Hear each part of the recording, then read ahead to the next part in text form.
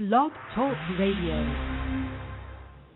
And in those days there were giants in the land, and the sons of the angels of God looked upon the daughters of men and found them fair, and took of them wives, and their sons became of old great men of renown.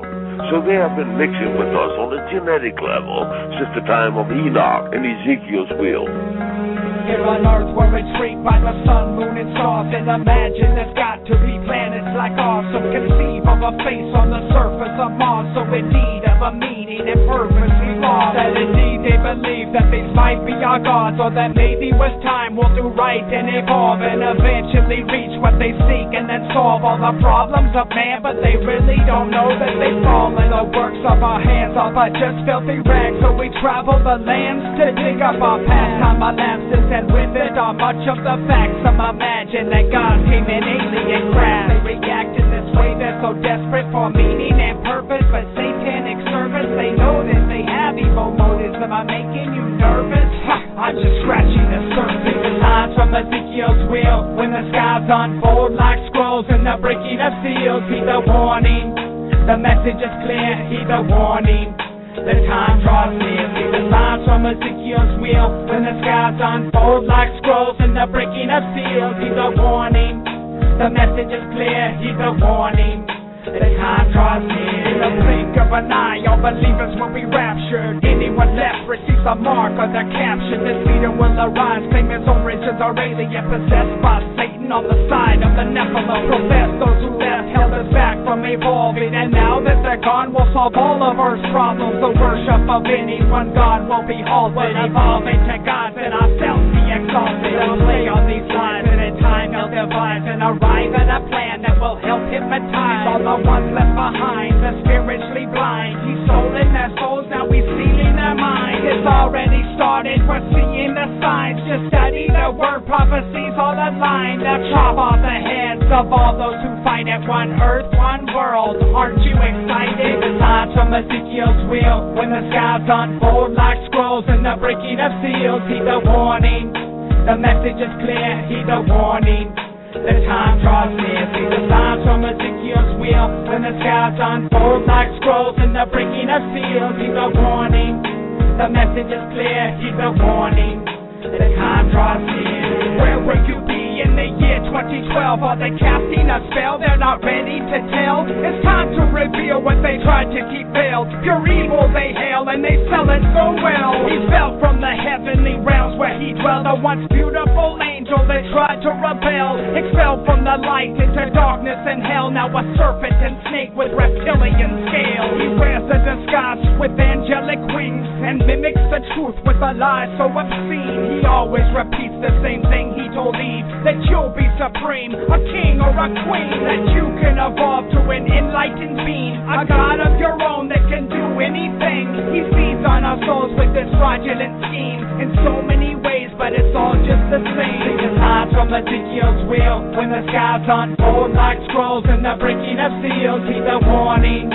the message is clear. Heed the warning, the time draws near. See the signs from Ezekiel's wheel, when the skies unfold like scrolls and the breaking of seals. Heed the warning, the message is clear. Heed the warning, the time draws near. Why hide yourself with, creating UFO crafts and things like that? Why that deception if that's indeed what's going on?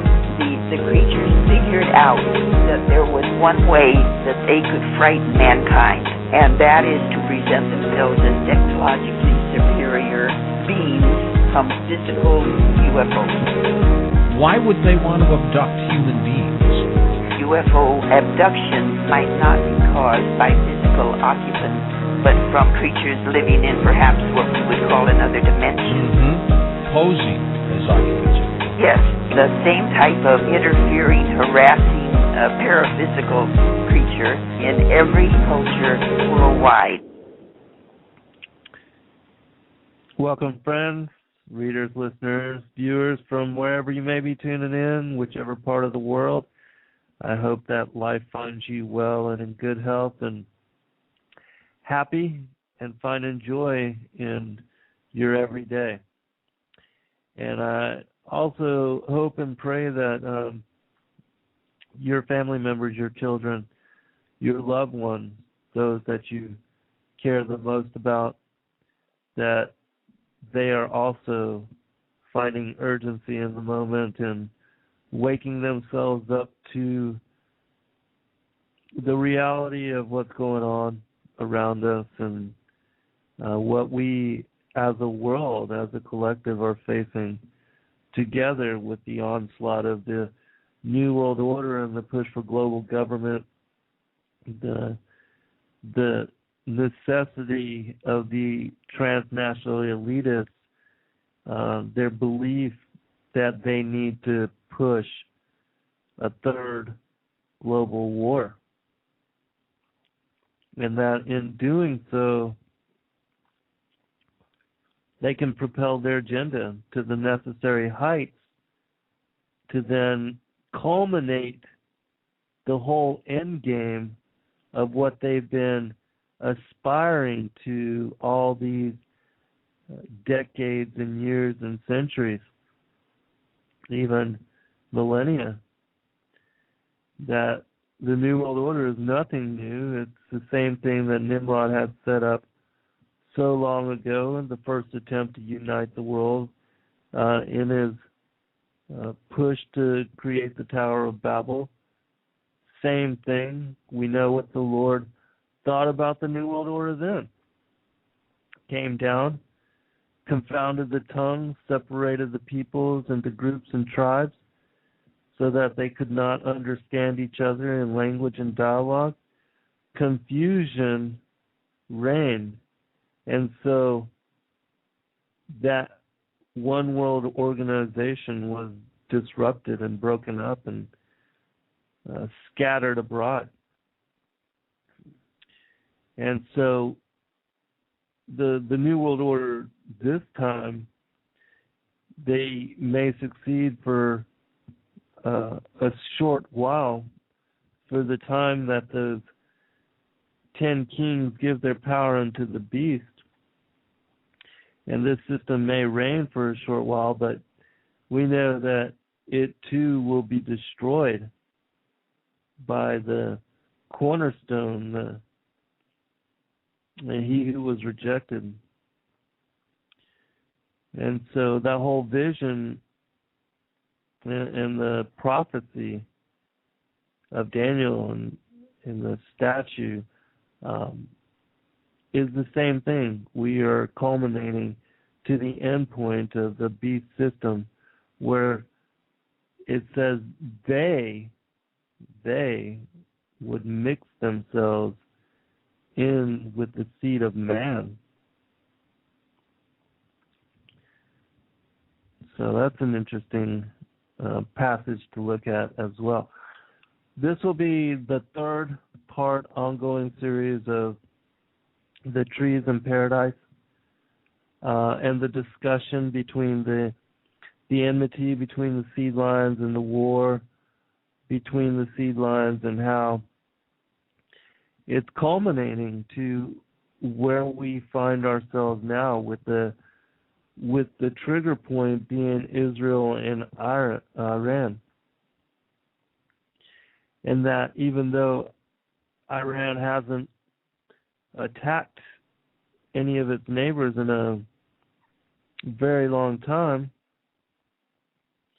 and though it is being given support and aid to build this nuclear bomb so that it can be a threat for this, the push for this next war, Iran's military is not that formidable in sense that as far as size-wise, but as far as guerrilla tactics and terror-wise, it's like a rabid dog. These terror groups are like rabid dogs. They're like animals that are dangerous even unto themselves. And it's sad that this opposition is going to be enhanced and escalated to the point of bloodshed and pandemonium, which impacted with the global financial debt and the austerity measures that are being implemented, and especially right now in a lot of the countries that are begging for bailouts, like Greece and Spain and soon coming Portugal, Ireland begging for a restructure of their debt. And so in Spain, I don't know if you've seen the news at all, but the people there are rioting to such a degree that the police are just battering people with batons and cracking skulls. And in France, you just had a super tax implemented, 75% rate, and all the wealthy and those that do have money are exiting country and looking for safe haven elsewhere. So, that's not going to help the situation either. Things are getting out of hand because people are starving. People are having a hard time just managing and making it and surviving and being able to feed themselves and their kids. And for people that have multiple kids,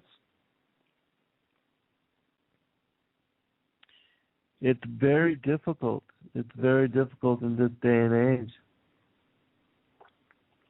because everything is so expensive. And when it comes to child and child care, it's a necessity. There's no other way about it. And so people, you have to take care of your children, you have to take care of yourself as well. And so many, there's now so many people that are even families, whole families that are homeless and have no option, no choice, and have no idea as to where to go. The food banks are dissipated and not being restocked to the degree that they had once been when, abundance was across the board available to all people everywhere, and there was more of a spirit of giving because there was more to give. The Illuminati, they create depression, and I'll tell you how they do it. They create a crisis, they'll inflate the crisis, and then they'll create a crash and burn situation where the masses are affected and people are impacted, and it's the majority that suffer. And they've done this time and time again. They've engineered this to a perfection. And that's why I know the next one's going to be just terrible. The 2008 crash was not the culmination of their plan. That was just a trial run, flash crash, way for them to profit, move money out of the United States, because that's what's been happening over the course of who knows how long now, but they've been moving money out of the States, true wealth, assets out of the States. They're going to bankrupt this nation as they're bankrupting the other countries of the world, and then they go in afterwards and buy up everything like it's on a fire sale. And I know this isn't the topic of the show, and I'll go into that as well. But this needs to be said, and you need to know about these things as well. Because what happens is the money supply is withdrawn. They take the liquidity out of the market to such a degree that people are forced to default on their debts just simply because there's not enough money in the system and available for people to be able to pay their normal monthly bills. There's more debt than there is money and liquidity. And so people are being forced to sell and liquidate their assets. And soon this is going to happen on a statewide, a local, and a federal, nationwide level. So that assets such as infrastructure, highways, post offices, whatever it is that the government still has access to, whether it's mining land, oil property, whatever it is, the industrialists, the transnationalists, China, those that have the money, they're going to come in and buy up everything. And they're going to buy it for cheap. And that's why all this is being done. I'm going to go into the show now. Let me check the chat room and just give a shout out to everybody. To G4, For Fun, all the guests. Math, Mama B, thank y'all for joining us and for always supporting the show. Y'all are close friends, and I give thanks for each and every one. And we've got a lot of new listeners too, and so that's why I've been reiterating some of this information and retouching base on some of this information, but I will go into Samael, and I'm going to set this up to lay out, because I did mention some about Samael, and I read some from the Targums, and I'm going to actually bring that information up again. But before I do, I'm going to link it to this. In the past shows that I've done on the lineage of Christ and the holiness of not only his incarnation and his coming into the flesh as the Savior Messiah, but also his mother and the parents, Joachim and Anna, the parents of Mary, how they were very holy and very pious people, and how they were servants unto the Lord to such a degree that they did find favor in his sight, in the sight of the Father. And so the Father utilized Mary and her vow, her perpetual vow to remain chaste and virgin unto the Holy Spirit. That was the whole reason why she was chosen as receptacle. And for a lot of people that read only the Old and the New Testament, there's passage which says that Christ had brothers and sisters. And that is true. But what is not said and what is not unfolded within the context of those particular texts, and that you have to go outside of the story to the pseudepigraphal text to get a little bit more detail on this, is that they were not blood brothers and sisters. They were half-brothers only through Joseph, in that they were of a prior family of Joseph. And there's a chapter in Matthew that also reiterates the story. And so we'll start with this, because this will lead into how I want to set up going into Samael and setting up the Targum text. This passage is Matthew chapter 1, verse 18. It says this: Now the birth of Jesus Christ was on this wise.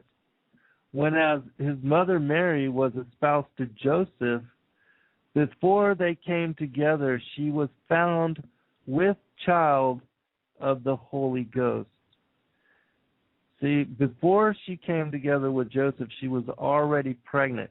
And remember, according to the pseudepigraphal text, Mary was a 14-year-old virgin that was being pushed out of the temple because all the girls that reached the age of 14 would go and marry according to the old tradition and the way it was set up, back then. They married young, I guess. But Mary did not want to get married.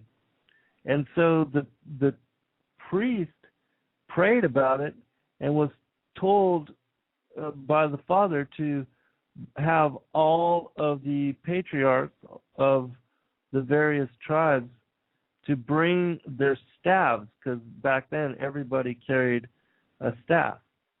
And so they brought their staffs up to the front, and the Lord said he would provide signs.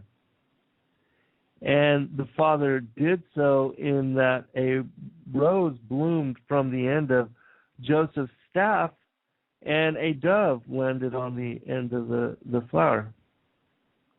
And so that was signed to the priest and to the rest of the congregation that Joseph, who was already widowed and already an elderly man who did not want to marry Mary and was reluctant to do so, he was chosen, and that he was ordained to be the protector, to be the fatherly figure, so to speak, for Mary and the child Christ.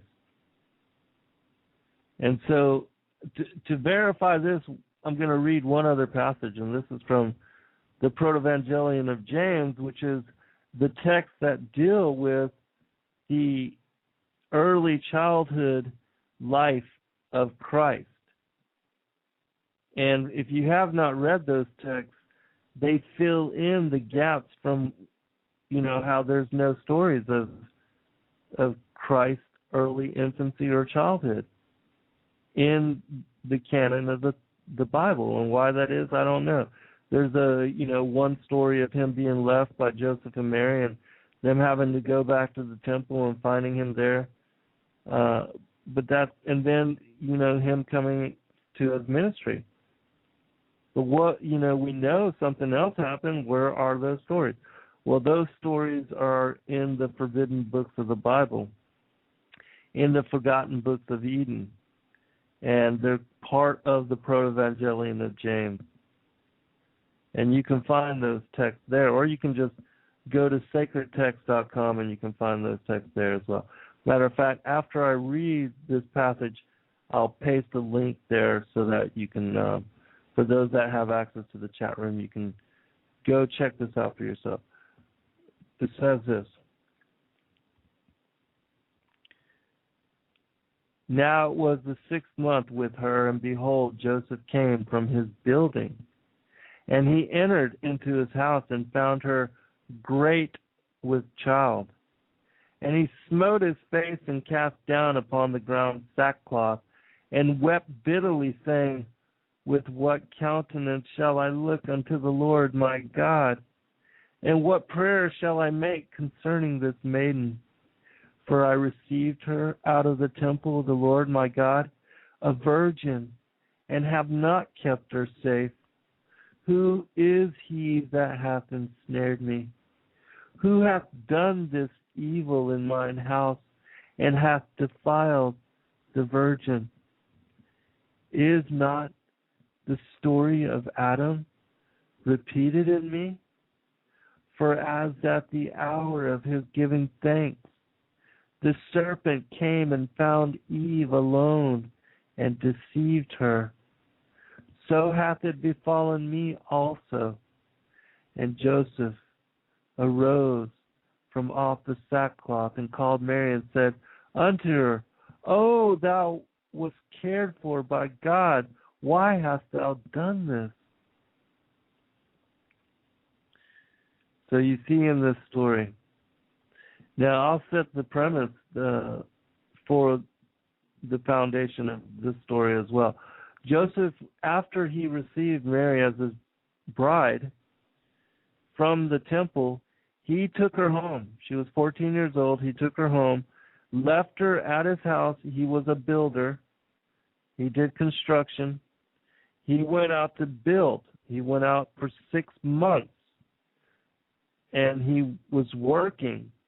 And when he came home, he found her 6 months pregnant, great with child. And notice that here he says,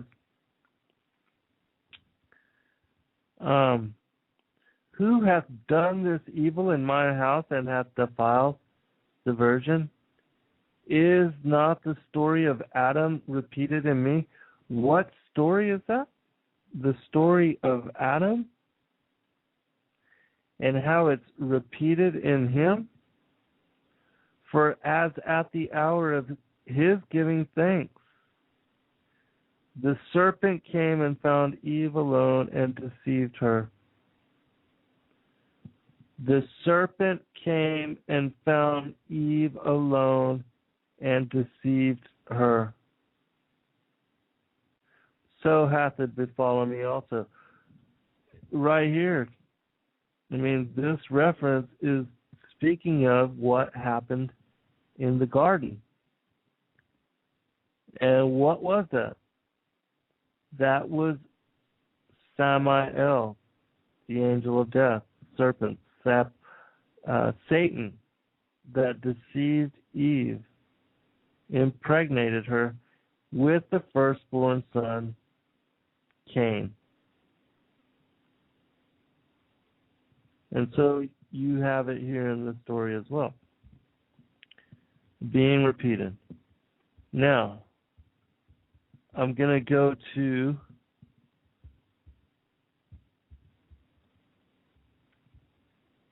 this is an interesting piece of information as well. And then we'll go into Samael. This will set the premise.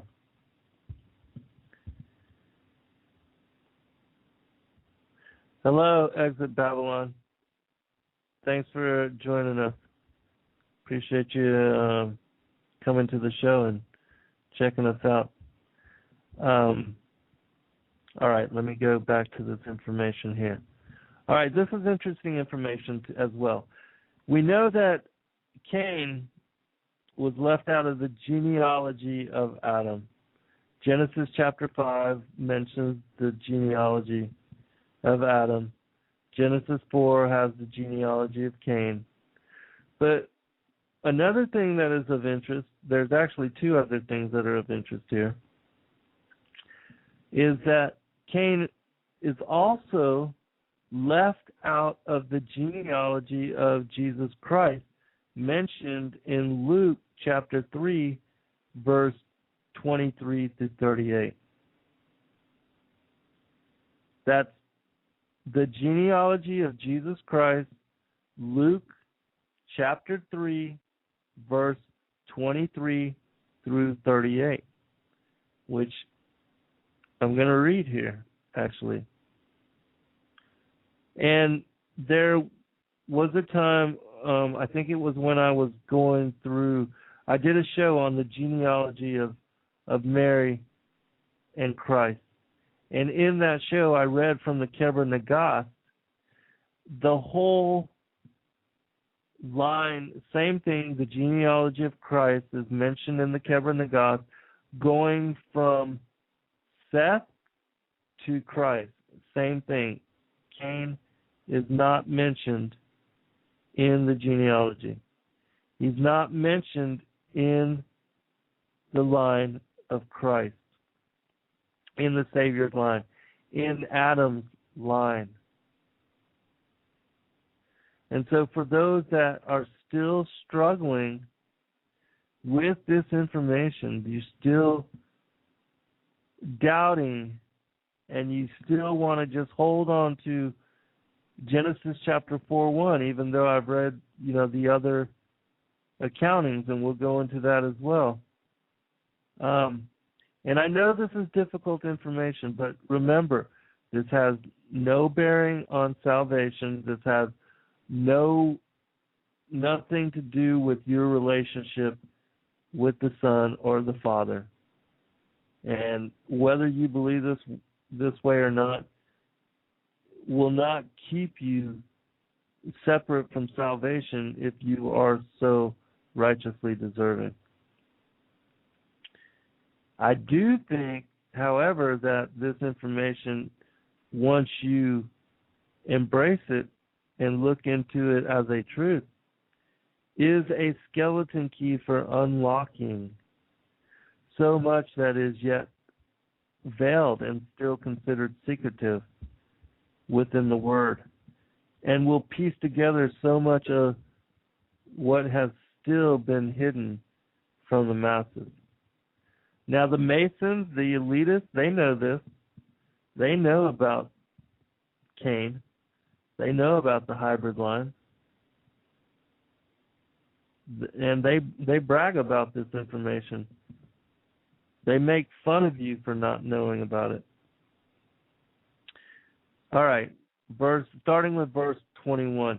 Now, when all the people were baptized, it came to pass that Jesus also being baptized, and praying, the heaven was opened, and the Holy Ghost descended in a bodily shape like a dove upon him. And a voice came from heaven which said, Thou art my beloved Son, in thee I am very well pleased. Or I am well pleased, not very, sorry.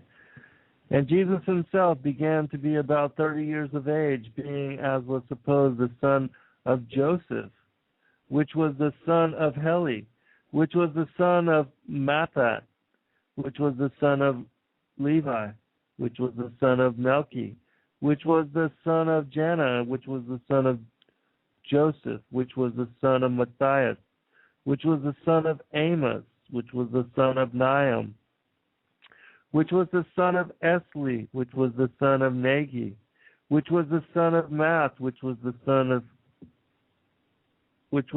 of Joanna, which was the son of Risa, which was the son of Zerubbabel, which was the son of Salathiel, which was the son of Neri,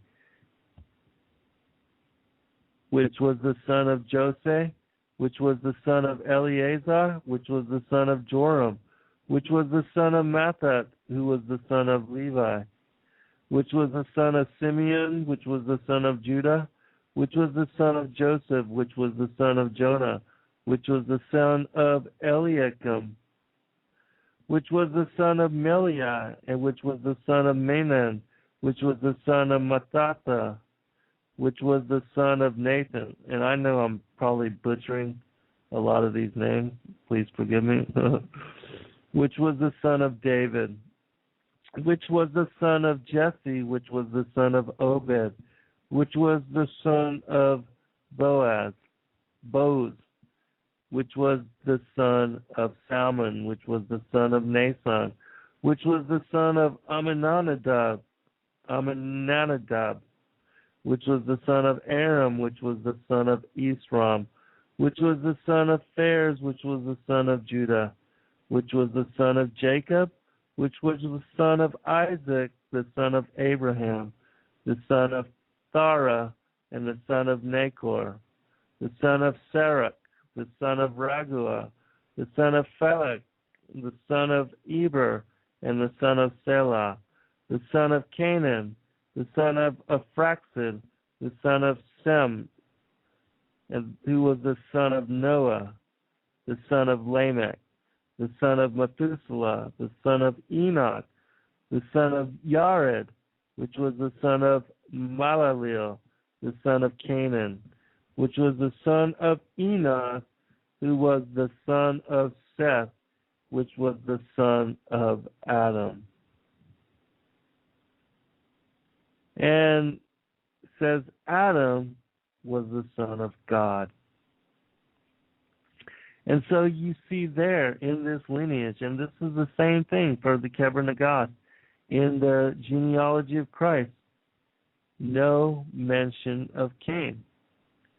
And so if Cain is the firstborn son of Adam, would not he be given the firstborn's right, of succession and ascension, and wouldn't he be honored here? And so you have to ask yourself, why? Why is he left out?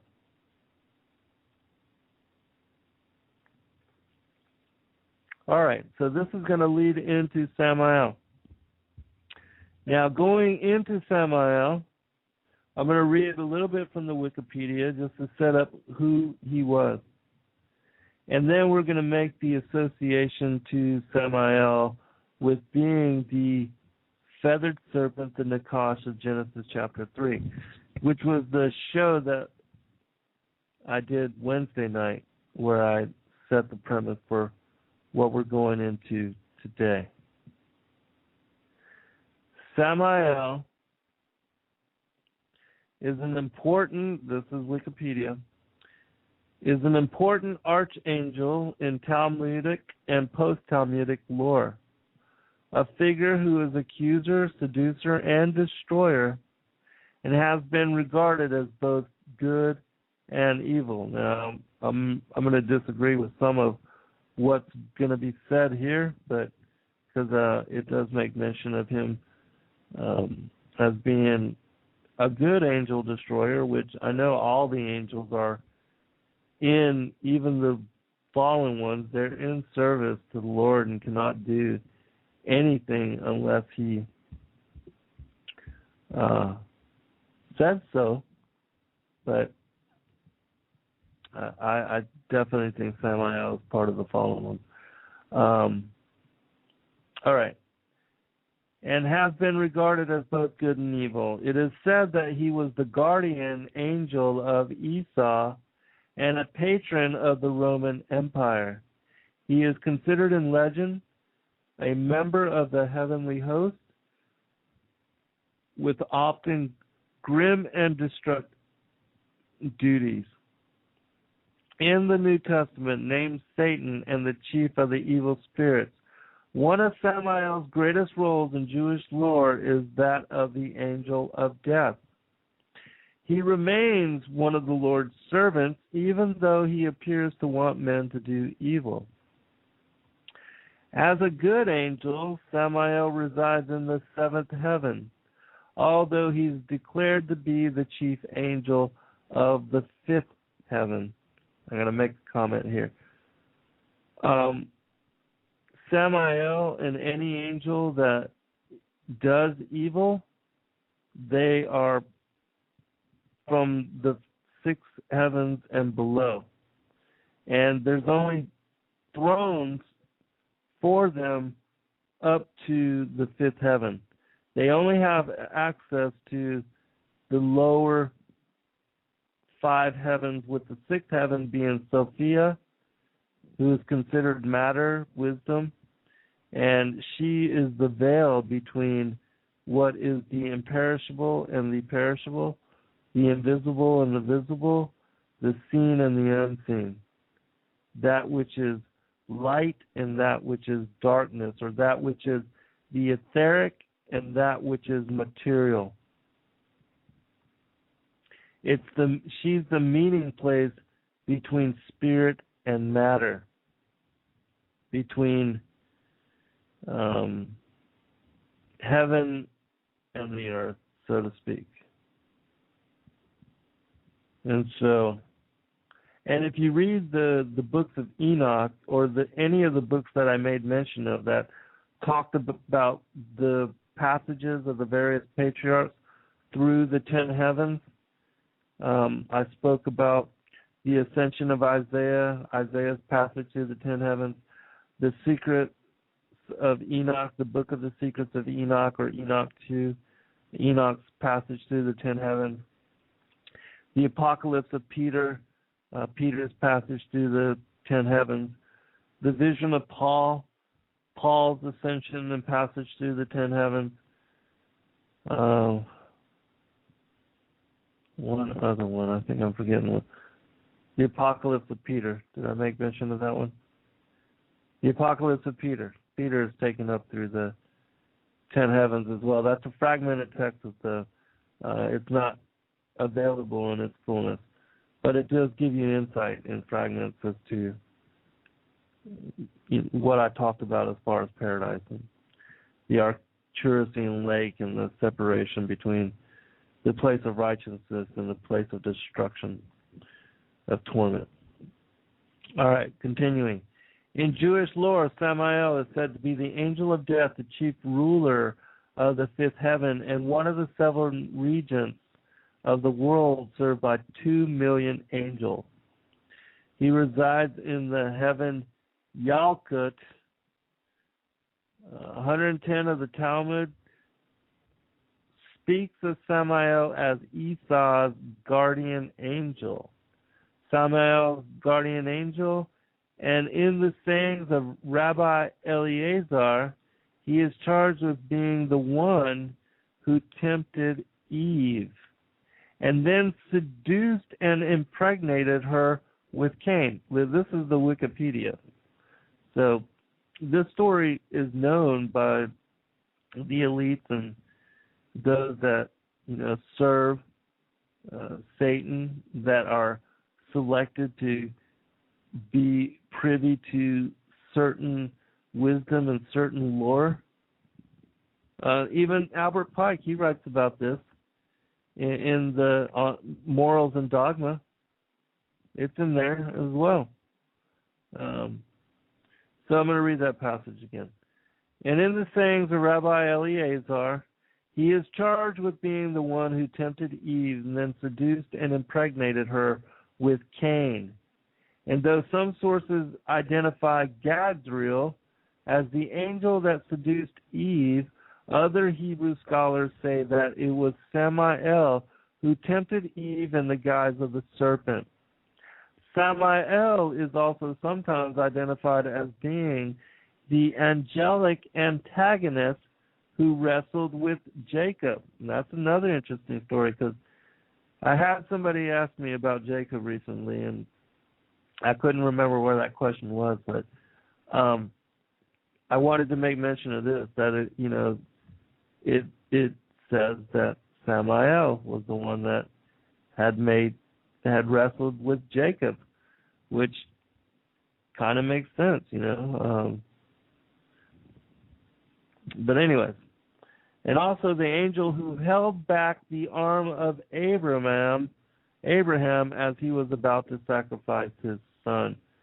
I don't actually think that Samael was the one that held back Abraham's arm. Now, whether he wrestled with Jacob, I don't know, but I think that was one of the angels of the Lord, the good angels of the Lord, that don't do evil, that support the goodness, the compassion, the rule of law, the justice, the love, All right. Just a little bit more from this, and then I'm going to actually get into the text, because it's interesting, especially for those who've never read it. The Holy Kabbalah, Samael is described as the severity of God and is listed as the fifth of the archangel of the world of Bria. Samael is said to have taken Lilith as his bride after she left Adam. There's a book called the Testament of Solomon. For those that are interested in the stories of the demons and the fallen angels and what they did while they were here, this is a pretty interesting book, because Solomon is given the power and the capacity to control these demons, and does so for the glory and for the benefit of the Father and the Son, because he has the angels to build the temple of God. And that's why it was so prestigious and so magnificent in its original construction, is because there was supernatural assistance being utilized there. So anyways, in that Testament of Solomon, there's an angel named Asmodeus. And Asmodeus talks about how he's the he's born from an angel in heaven and also of a earthly mother. And that because of that, he's partially divine, and that he says that he is the one that took Lilith as a bride. It says that in that text, it says that Lilith took Asmodeus as a bride. But anyways, continuing on here. Samael is said to have taken Lilith as his bride after she left Adam. According to Zoroastric Kabbalah, Samuel was also mated with Isis Zenu, Nama, and Agrat Bat Matlat, whoever those are, all angels of sacred prostitution. Interesting that they should mention Nama here. For those that don't know, there's one text that may mention, and I think this is Book of Jubilees, speaks of Nama as being the wife of Noah. Nama was the twin sister of Tubal-Cain, who was the son of Lamech, or the grandson of Lamech. And he was the one that went hunting with his grandfather, Lamech, when Lamech was old and blind, and in his hunting with Tubal-Cain, he killed Cain and then afterwards killed his grandson, and then went to his two wives, which interestingly enough, Lamech was also the first polygamist, and he was of Cain's line, but he was the first one to take multiple wives. And he told his two wives then that if, Cain was to be cursed, then he was going to be, 77 times cursed because of his killing Cain and also killing Tubal-Cain. And so you can find that story in one of these Babylonian Jewish texts as well. The Talmud of Zohar, one of them, I can't remember. Just a little bit more. All right. In Gnosticism, this is the last part I want to cover here, because the Gnostic texts, the Nag Hammadi codices, talk a lot about Samael as well. Matter of fact, Samael is one of the major names of the fallen god Yaldabaoth. His other name is Sakla. Says this: in the Apocryphon of John, found in the Nag Hammadi library, Samael is the third name of the demiurge, whose other names are Yaldabaoth and Sakla. In this context, Samael means the blind god. The theme of blindness runs throughout the Gnostic works. His appearance is that of a lion-faced serpent-like being, which, if I find a passage a little bit later, I'll read you that description. It's part of my next book. I cover all the Nag Hammadi codices in great detail in my next book because I know so many of you have never studied them, never had a chance to study them, and find them confusing anyways.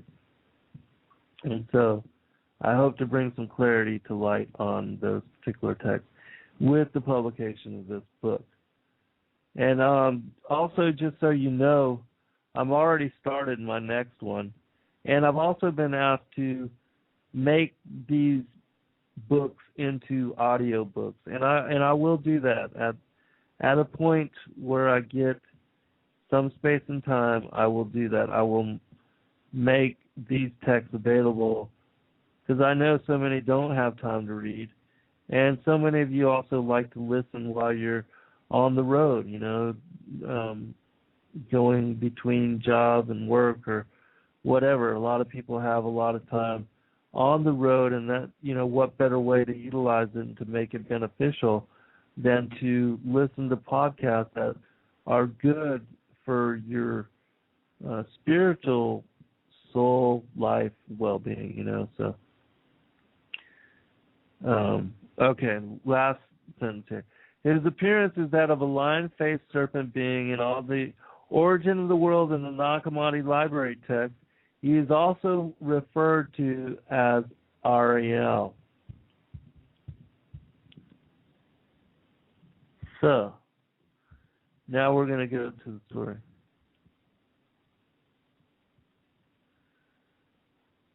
All right. Everybody's got sound, right? Jazz, give me a shout out as far as, because G4 says you don't have sound. Just want to make sure everybody's good. So I'll come back and check that, because I know you guys are a few minutes behind me as well. All right. Going into the text on the Targums to set this story. Finish it up. It says this.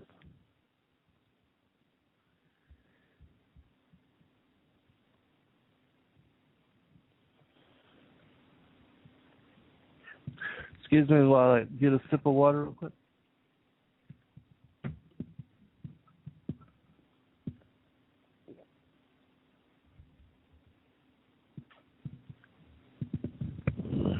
All right, this is and I'm just going to cover a few quick passages from chapter 3, 4, and 5.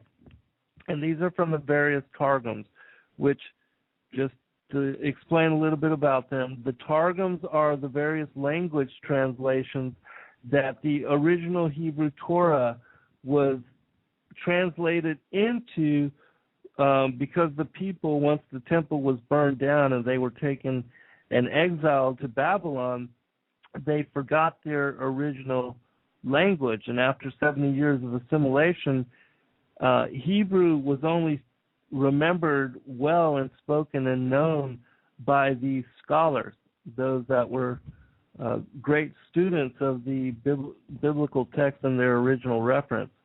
But for the lay people and for the masses, they had to be translated. And so this was done in various what are called Targums, which simply means translation, came into being. And two of the languages that were translated were Aramaic and Palestinian. And so these passages that I'm going to read are English translations of those particular Targum translations. And they give you a little more insight into what was referenced, being spoken of, and talked about in the King James Version of the Bible and the other succeeding Bibles that came of a later date. And these go back to 1st century CE, 2nd century CE, at the very beginning formation and founding of the church. All right, it says this, very first passage is chapter 3. And the woman beheld Samael, except for in the Targum, Samael is spelled with 2 M's. But otherwise, Samael is spelled Samael. And the woman beheld Samael, the angel of death, calling him by name and also by his capacity, and was afraid, yet she knew that the tree was good to eat, and that it was medicine for the enlightenment of the eyes, and desirable tree by means of which to understand. And she took of its fruit and did eat. She gave to her husband with her, and he did eat. And the eyes of both were enlightened, and they knew that they were naked, divested of the purple robe in which they had been created. And they saw the sight of their shame, and sewed to themselves the leaves of figs, and made to themselves cinctures. The Lord God brought the 3 unto judgment. And he said to the serpent, because thou hast done this, cursed art thou of all the cattle, and of all the beasts of the field. Upon thy belly thou shalt go, and thy feet shall be cut off, and thy skin thou shalt cast away once in 7 years. and the poison of death will be in thy mouth, and dust shalt thou eat all the days of thy life. Here's the important part. And I will put enmity between thee and the woman, and between the seed of thy son and the seed of her son. And it shall be when the sons of the woman keep the commandments of the law, they will be propelled to smite thee upon thy head. But when they forsake the commandments of the law, thou wilt be ready to wound them in their heel. So going back, it makes mention that Samael, this is chapter 3 of the Targum, Samael, the angel of death, was the serpent, the Nachash of Genesis 3, the serpent in the garden. The feathered serpent, according to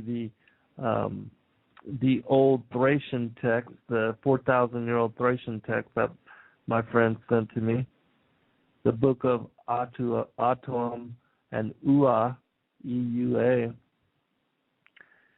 which is an old Thracian text which precedes the Sumerians by a couple thousand years. Anyways, it also says here that the Father is going to put enmity between thee and the woman, and between the seed of thy son. Who is the seed of thy son? And the seed of her sons? We know who her sons are, but who is this, the seed of thy son? Notice not sons, but just thy son, because he only had one with Eve, with the mother of humanity, and that was Cain. So, enmity between the seed of thy son and the seed of her sons, plural. Okay? All right, going into Genesis chapter 4:1. From the various Targums, and there's 3-4 different translations, and I'm going to read from each one of them. Genesis 4:1. And Adam knew his wife Eve, who had desired the angel, and she conceived and bare Cain. She said, I have acquired a man, the angel of the Lord. All right, so we know even, let me pull up the King James Version real quick.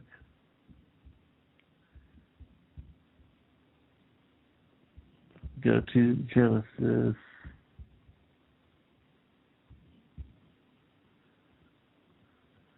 All right, Genesis 4:1. And Adam knew Eve his wife, semicolon, and she conceived, comma, and bare Cain, comma, and said, comma, I have gotten a man from the Lord.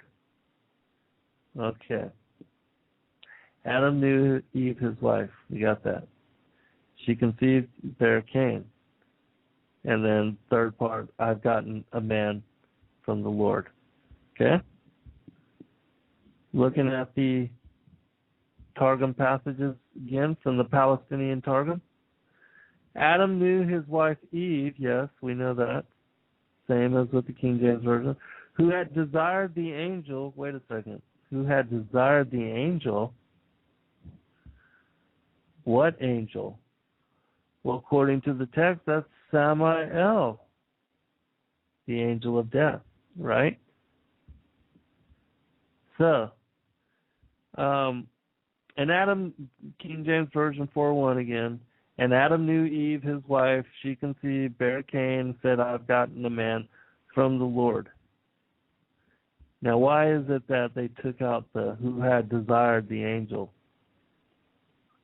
And Adam knew, again, from the Palestinian Targum, and Adam knew his wife Eve, who had desired the angel, semicolon, and she conceived, comma, and bare Cain.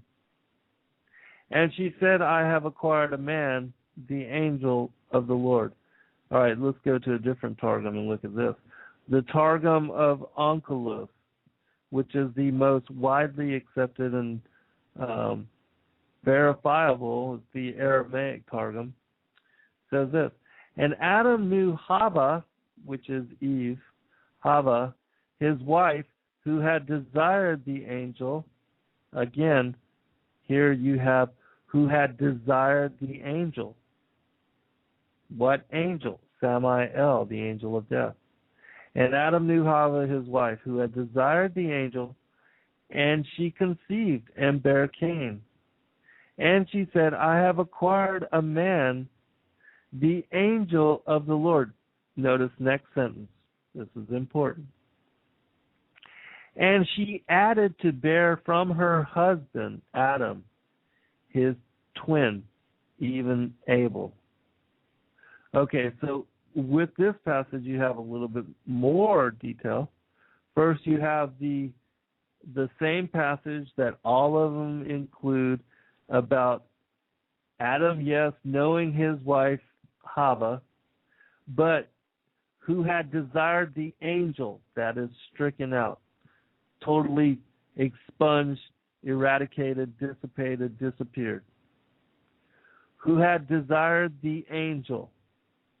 And she conceived and bare Cain. She said, I have acquired a man, the angel of the Lord.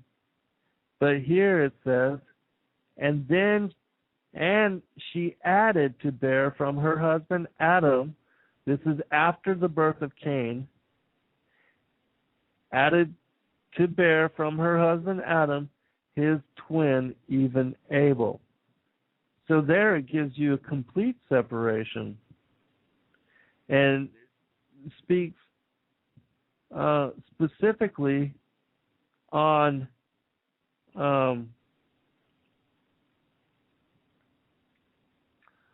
Cain being, from her desire for the angel, and Adam being responsible for the birth of Abel. Now let's look at the Targum of Jonathan. And Adam knew his wife Eve, now this is a little bit different, who was pregnant by the angel Samael. So in this passage it gives direct responsibility for her pregnancy to the angel Samael. And she conceived and bare Cain.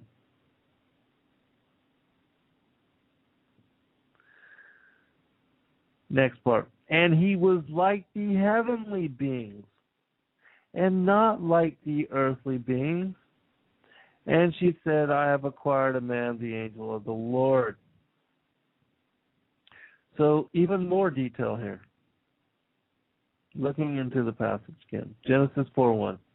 From the Targum Jonathan. Adam knew his wife Eve. Yes, we get that from the King James Version of part.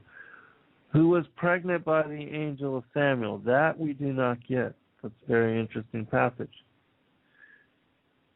Who was pregnant by the angel Samuel, which makes sense because, Samael is mentioned earlier in Genesis chapter 3, and if Samael is the Nachash and the serpent, he would be responsible for her seduction. And she conceived and bare Cain. Okay, well that makes sense. Yes, she was seduced by the angel Samael. She conceived and bare Cain. Yes, Cain being the firstborn son of the angel Samael. And he was like the heavenly beings, meaning that he was like the angelic beings, not like those born of woman, not like the earthly beings. And she said, I have acquired a man, the angel of the Lord. Interesting, huh? All right, one final thing from the Targum, and then I'm going to make a mention of something else from the codices, which is interesting as well. But this is from chapter 5. And I know I covered this in the show that I did on the Nachash of Genesis 3.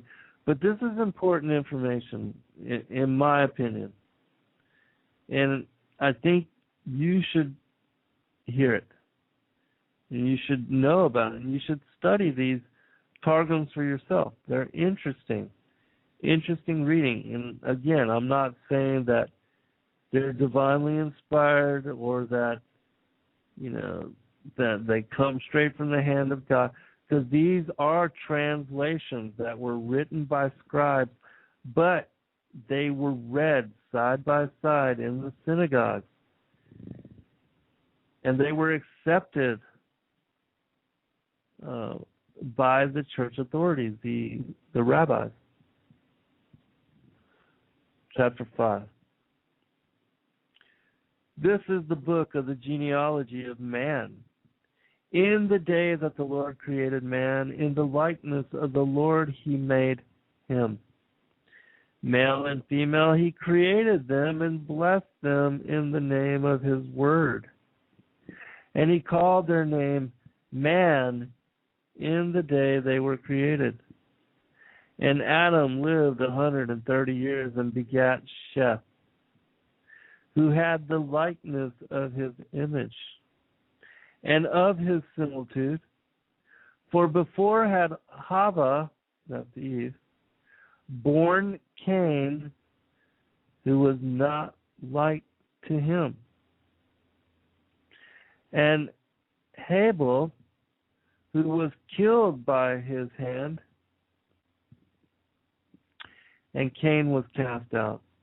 Neither is his seed genealogized in the book of the genealogy of Adam, but afterwards there was one born like him, and he called his name Sheth. So, in this passage, which you don't find this in the King James Version of the Bible either, this is the book of the genealogy of man, which you find in every one of the Targums, is not in the King James Version of the Bible, completely stripped out. Says this, again, focus on the differences between the similitudes and the likenesses between Cain, Abel, and Sheth, because Cain is not like Adam. In 4:1 it says he's like the heavenly beings and not like earthly beings. So here again. And Adam lived 130 years and begat Sheth, who had the likeness of his image and of his similitude. For before had Hava, so when Sheth was born, and this is after the murder of Abel, Sheth was also like Adam and looked like Adam and had the same characteristics and likeness and innocence that Adam and Eve had. But notice here it says, for before had Hava born Cain. So before Cain was the firstborn, who was not like to him. So Cain, the firstborn, was not like Adam. And Abel, it says here, Abel was killed by his hand. If he was not like Adam, and he killed his brother, he certainly did not have the innocence of Adam and Eve. He had schizophrenic and evil tendencies that drove him to murder his father. There's even stories in the Talmud. Now, I can't tell you if it's the Talmud or the Zohar. It's one of those. The Midrashic text. Can't remember, but there's a reference to an illusion, so to speak, of Cain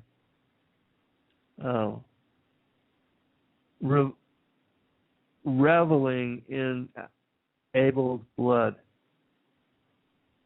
And there's also speculation that Cain even drank of his brother's blood.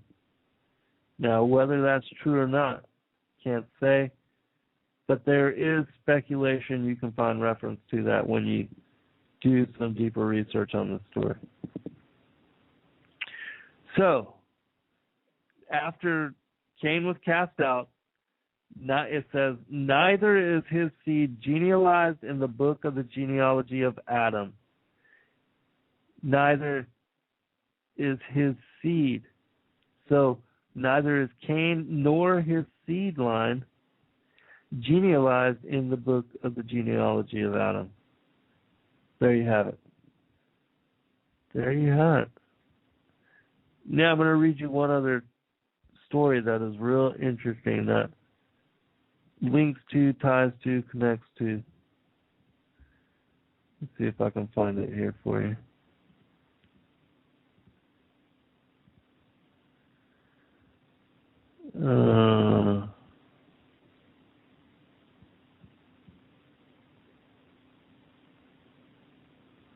Oh, yes. I think I found it. All right, before I do read this and go into this, let me go ahead and check the chat room again.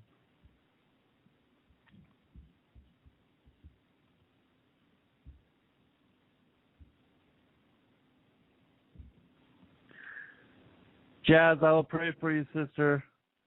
Shabbat shalom, everybody. And I pray for all of you, because I know so many are having a hard time as far as just dealing with life and being, and just, the pressures of the world are such that Satan is attacking us all.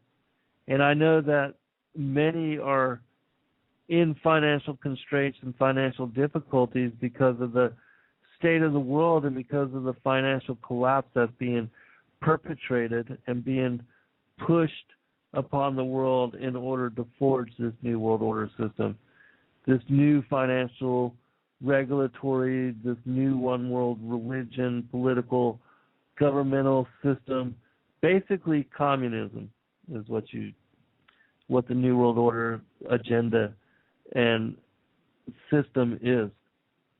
It's a total atheistic system where the elitists and those that run the system of anarchy and totalitarianism, that they rule with impunity and they control the wealth and delve it out as they wish to the rest of the rest of everybody trying to fight for scraps from the table, so to speak. This is the whole rich man Lazarus scenario.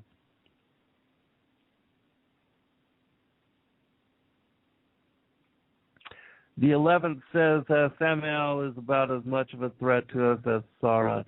None of these, they wouldn't have no power unless the Lord, the Father, our King, His Son, gave them authority to do the things that they do. They can't do anything. And you're right, they have no authority over us. But so many, look at how many people invite them into their lives. How many people offer their souls and their purpose, their intent, their focus to these beings. And when they do, when you go to a Ouija board and you invite them into your lives and you become possessed, what do you expect?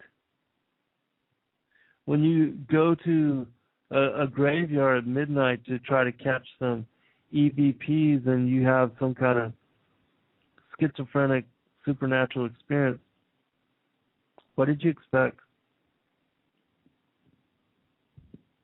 I welcome Peace 333 and the 11th and all the other new listeners that are coming in and out. For those that have not been to the show, we appreciate your willingness to try something new and to listen to something different.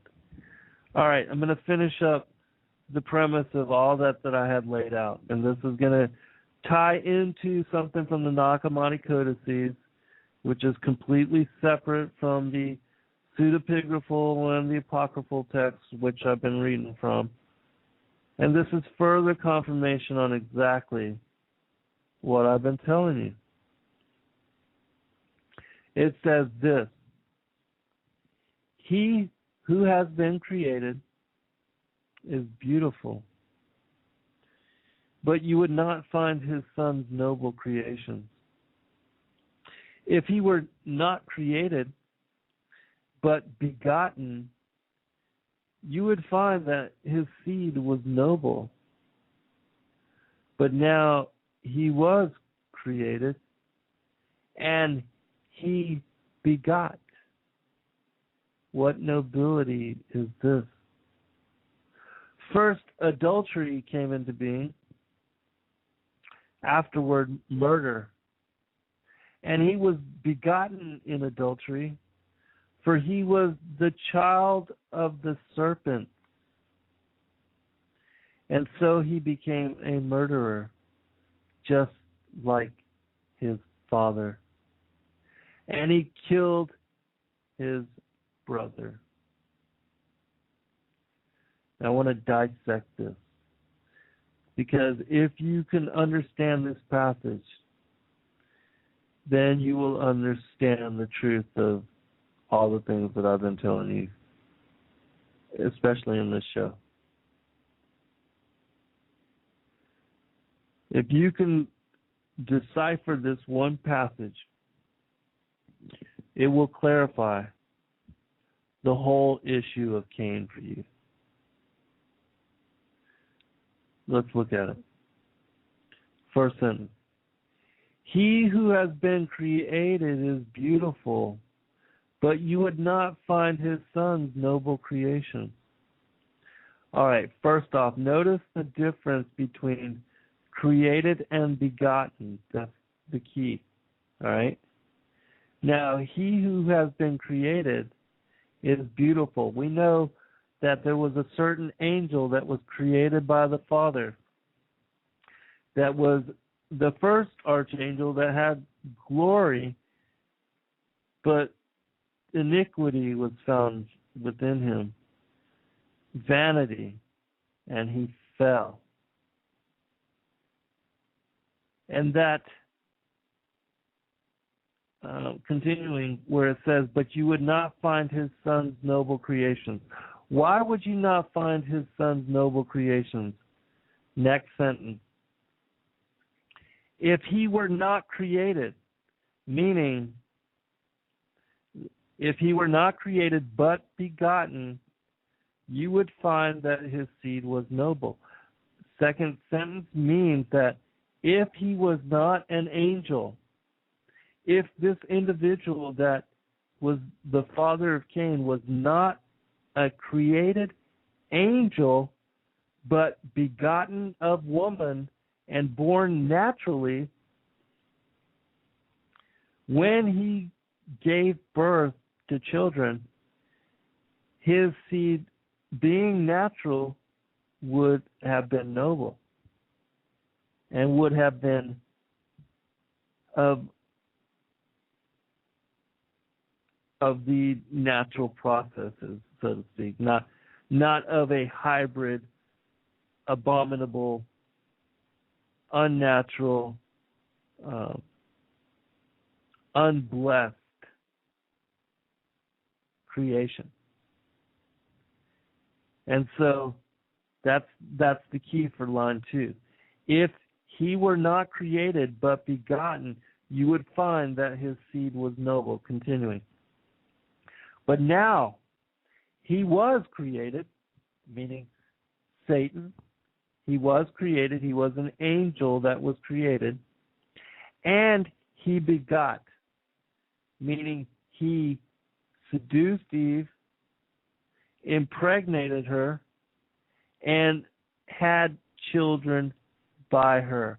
That was not a natural creation.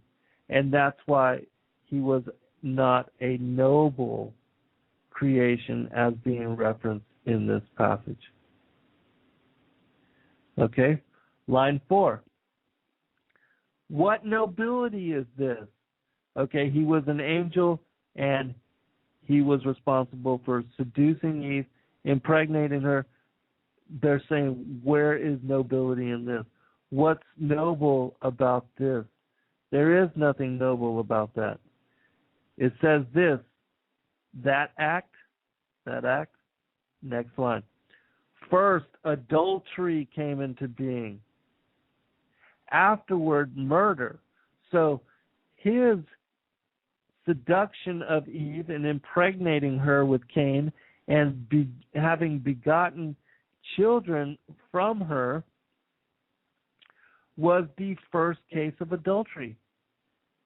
Adultery, it says first adultery came into being, and then afterward murder. So his seduction of Eve, considered the first adultery, led to the birth of the first unknoble begotten seed, a hybrid seed line on the planet, which was Cain, and that this adultery led to murder, which is exactly what happened. Once Cain was born, he killed his brother, who was the first person to succumb to death, the first person to be murdered as part of the Second World Age, and spirits incarnating into flesh upon a fallen world where the devils and the demons hold reign for short time.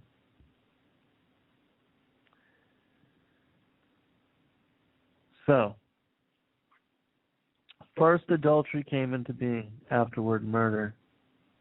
And he was begotten in adultery, for he was the child of the serpent. There you go, plain as day, laid out. But still people will deny.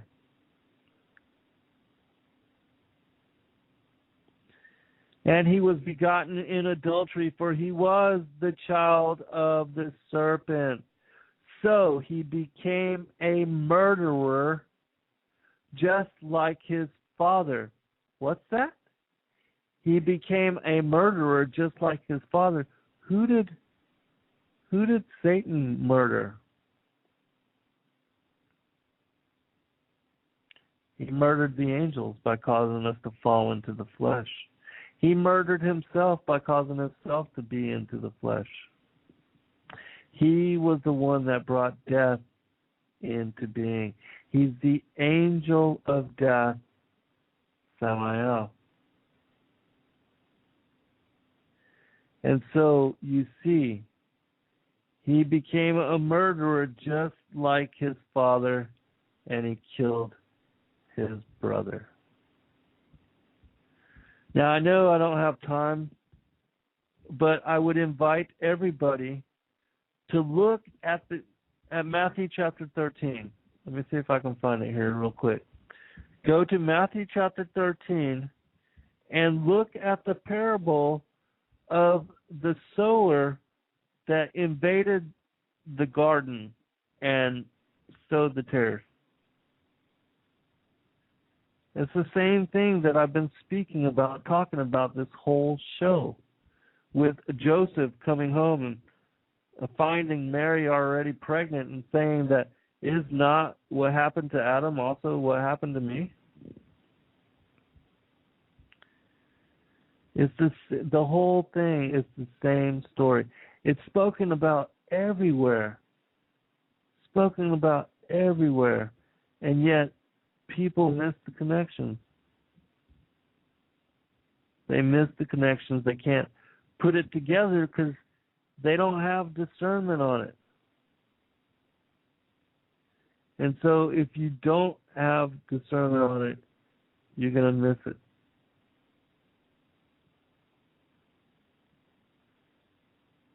And if you miss it, not saying it has any bearing on salvation, but you're going to miss a lot of the secrets that are contained within the Word.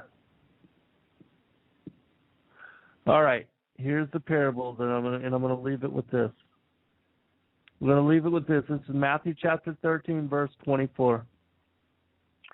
Another parable put he forth unto them, saying, The kingdom of heaven is like unto a man, which sowed good seed in his field. But while men slept, his enemy came and sowed tares among the wheat, and went his way. But when the blade was sprung up and brought forth fruit, then appeared the tares also. And so the servant of the householder came and said unto him, Sir, didst not thou sow good seed in thy field? From whence then hath it tares? He said unto them, An enemy hath done this. The servant said unto him, Well, wilt thou then we go and gather them up? But he said, Nay, lest while ye gather up the tares, ye root up also the wheat with them. Let both grow together until the harvest, and in the time of the harvest I will say to the reapers, Gather ye together first the tares, and bind them in bundles to burn them, but gather the wheat into my barn. Now, I want to finish this with the passage from verse 36 on. This is when the disciples came to him and asked him about the parable of the tares of the field. He answered and said unto them, He that soweth the good seed is the Son of Man. The field is the world, the good seed are the children of the kingdom, but the tares are the children of the wicked one. The enemy that sowed them is the devil, the harvest is the end of the world, and the reapers are the angels. And therefore the tares are gathered and burned in the fire, so shall it be in the end of this world. The Son of Man shall send forth his angels. They shall gather out of his kingdom all things that offend, and them which do iniquity, and shall cast them into a furnace of fire. There shall be wailing and gnashing of teeth. Then shall the righteous shine forth as the sun in the kingdom of their Father. Who hath ears to hear, let him hear. And for me, friends, that is self-explanatory. There's no need to even follow up with explanation. The Lord laid it out to you thousands of years ago, told you about this day and age, warned you about the days of Noah, spoke about they who would mix themselves with the seed of men. This is where we are, people. This is what we're dealing with. This is the reality of the situation we find ourselves in. And even though it sounds crazy, sounds lunatic fringe, and sounds just beyond possibility, you have to embrace truth as it is, no matter what it is, because, we can't just make those things up for ourselves. We have to embrace truth as we find it in whatever ugly form it packages itself in. And sometimes, yes, it packages itself into some very ugly form. I pray the Lord watch over each of you, bless all of you, keep you safe in good health and well-being, and help us all, Lord. We are all having difficult times. It's a struggle out there. May the Lord, may the Father, may the King, may the Son keep all of you safe. In Yahushua Yahweh's name. A number of things that I've heard from people in the Pentagon, that the buzzword in the secret of secrets in the Pentagon is the Sumerian gods are returning, and that's what they're referring to as that whole area that Peter's. Wow! Can you repeat that again, just in case anybody missed it? The buzzword in the Pentagon, in the military circles that are in the know about the cover-up here, they kind of, in whisper tones, talk about the return of the Sumerian gods. And they're talking about what we would call aliens or fallen angels returning into the Middle East, into Old Sumer area. The Anunnaki. Well, could be. Under the ancient names. Do you think that has anything to do with why we're in a... Good night, all. God bless.